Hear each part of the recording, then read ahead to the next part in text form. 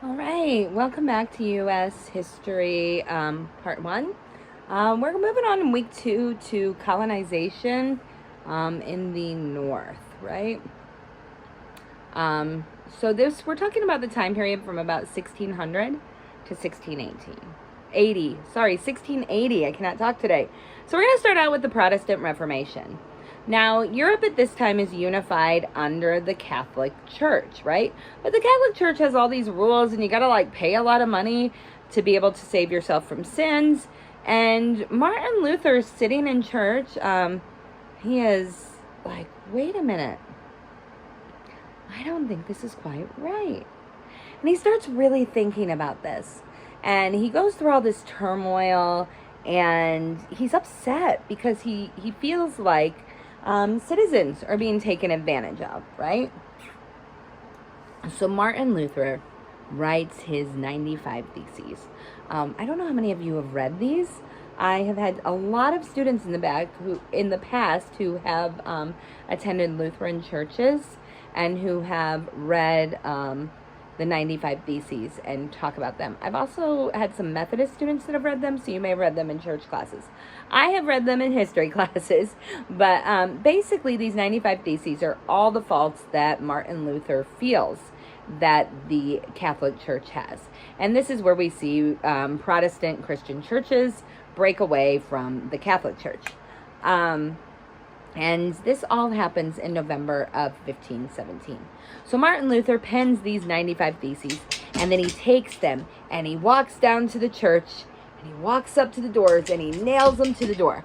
Now at first you're like, whoa, he's nailing stuff to the church door. This is if you don't think about the full history, right? So at this time, the church door kind of served as the community bulletin board for the entire community. So anybody could walk by the church board and see what was going on and what was happening and get a lot of news and information this way. So Martin Luther puts them in this prominent place with the intention of people reading them. So this is what kicks off the Protestant Reformation. Now, the next person who's going to come along in the Protestant Reformation and really move Christianity forward is going to be John Calvin. Now, John Calvin basically forms the basis of Calvinism, so he is a Calvinist. And what he does is he writes an essay called On the Christian Life. And in this essay, he talks about all the things that he believes God wants us to do to be good Christian people. Now, On the Christian Life is quickly adopted in France, the Netherlands, and Scotland. In England, takes a little bit longer, but eventually what happens is the Anglican Church is formed. Now, the Anglican Church combines Calvinism with Catholicism. So it's kind of it's like a cross between the two. And that's kind of a unique situation. The Anglican Church is still very popular in the UK today. Or you see a lot more of them in the UK than you do here. So when the Puritans were coming together and getting ready to set sail for America, they wanted more Calvinism and less Catholicism. Now, the Puritan Reform movement is very unique, and they are going to seek basically a more Calvinist approach to church. They're going to reject the Pope. They're going to reject all the rituals of the Catholic Church, and they're going to reject almost all of the Catholic sacraments. If you have ever been to a Puritan church or a Christian church, most churches still take communion. That's kind of the only sacrament that remains in some branches of Christian churches. Other churches like the Lutherans and the Methodists,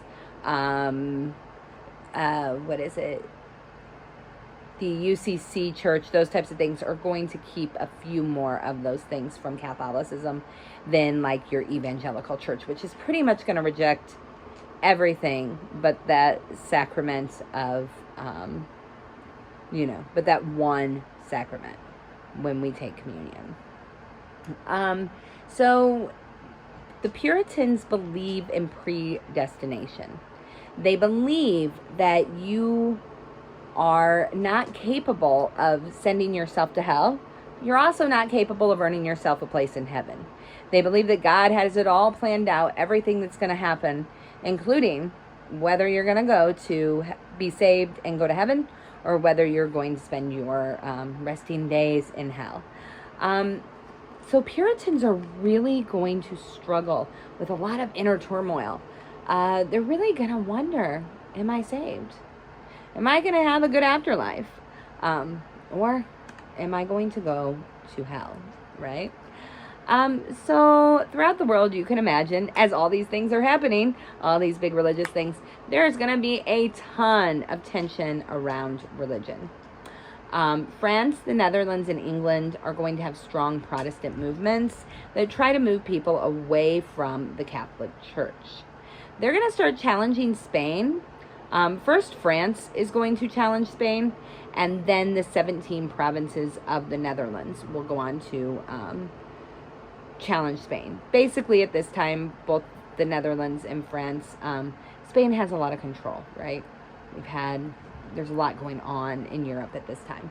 So the United Provinces of the Netherlands are going to start fighting for their independence, and this fight is going to actually last about 80 years.